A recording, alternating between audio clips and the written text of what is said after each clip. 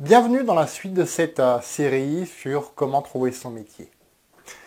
Alors, dans cette partie, nous allons parler des sacrifices à faire. Et oui, faire les choses pour soi implique des choix. Et tout choix implique un renoncement.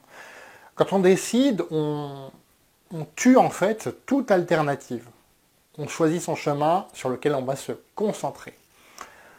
Pour pouvoir accorder donc du temps à se consacrer, à se construire un avenir. Donc retenez ceci, faire des choix, ça implique des renoncements pour pouvoir accorder du temps à se construire un avenir. Et ça commence dans le présent, c'est-à-dire maintenant. Premier sacrifice, la télévision et la radio. Plus les journaux, si vous faites partie de ceux qui lisent encore les journaux en papier ou sur tablette.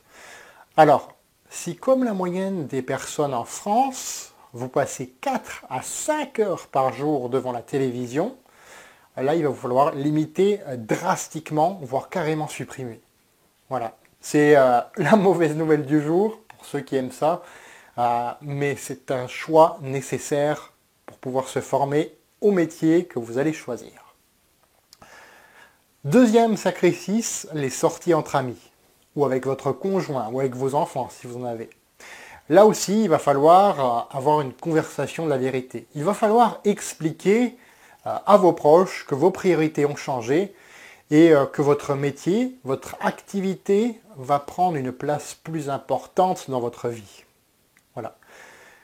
Juste le temps, bien sûr, que vous y formiez. Bien entendu, cette situation est temporaire. Et l'effet d'expérience, une fois que vous aurez acquis les compétences, une fois que vous aurez bien intégré tout cela, fera ensuite que vous fassiez les choses plus rapidement, ce qui va là vous libérer du temps. Voilà, j'en parle à la fin de cette vidéo. Je mettrai quand même une nuance. Je nuancerai mes propos pour ceux qui ont, comme moi, une activité qui requiert justement de rencontrer des personnes, de rencontrer des gens. Donc, ou pour les sorties dont l'objectif est de partager sur votre activité. Donc là, oui, il n'y a pas de souci. Là, vous pouvez augmenter ce temps-là, puisque c'est du temps, entre guillemets, de travail. Troisième point, les jeux en folie. Les jeux en folie et les bavardages qui ne mènent à rien. Par exemple, les rumeurs, la politique, ne faire que râler, entre guillemets, refaire le monde en paroles. Tout ça, mes amis, que ce soit sur les réseaux sociaux ou dans la vraie vie, pareil, là vous devrez faire des coupes franches, carrément. Vous devrez faire parfois le tri dans tout ce qui est négatif, que ce soit les gens, vos pensées, ou les événements. Que ce soit les gens, vos pensées, ou les événements. Les événements, bien sûr, sur lesquels vous n'avez aucun contrôle. Par exemple, certaines catastrophes qui se produisent à l'autre bout du monde. En parler. Est-ce que ça résout les choses? Non. Donc là aussi, vous devrez faire un tri. Et c'est vraiment, vraiment très, très important.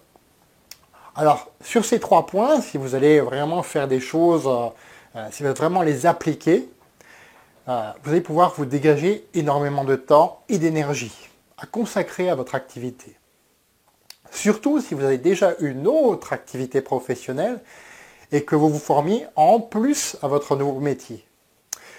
Une fois ce prix payé, vous jouirez d'une plus grande liberté. D'une liberté qui est beaucoup plus grande que celle de la plupart des gens, surtout si vous passez en indépendant. C'est ce que je vous encourage à faire, c'est à développer votre activité en tant qu'indépendant. Ça, vraiment mes amis, c'est la vraie liberté.